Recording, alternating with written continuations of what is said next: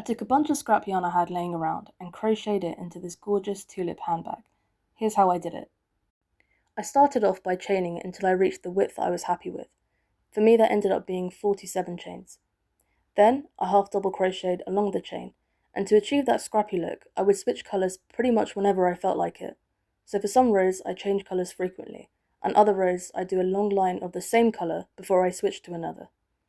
To make sure there wasn't too much of one colour, I didn't use the same colour twice in one row, and that the colours between rows didn't overlap. This is what it looks like so far after doing 5 rows. Next I started working on the stems for the tulip. Start by chaining 3, skipping 1 stitch, and then doing the V-stitch, which is a double crochet, chain 2, and double crochet, all in the same stitch. Going forward, you'll leave a gap of 2 stitches, and when you reach the end, skip 2 and do a double crochet in the last stitch.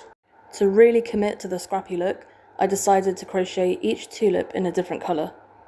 This was definitely the most time-consuming part of the entire project, just because of all the colour changes I had to do. But it did mean I could use more of my yarn stash, which is always a good thing.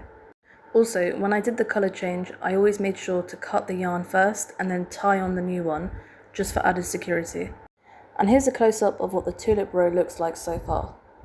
I repeated this block one more time, so that I ended up with 2 rows of tulips, and then added the 5 rows of half double crochet to finish it off. I repeated the same thing for the second panel, and then did 1 row of single crochets all the way around to neaten up the edges.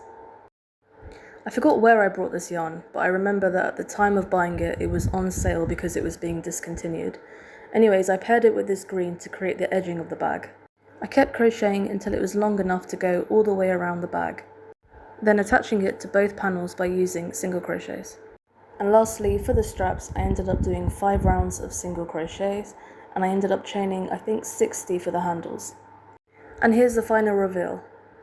Definitely one of the more time-consuming scrap projects I've worked on, but I think it was all worth it, especially all the colour changes. What do we think?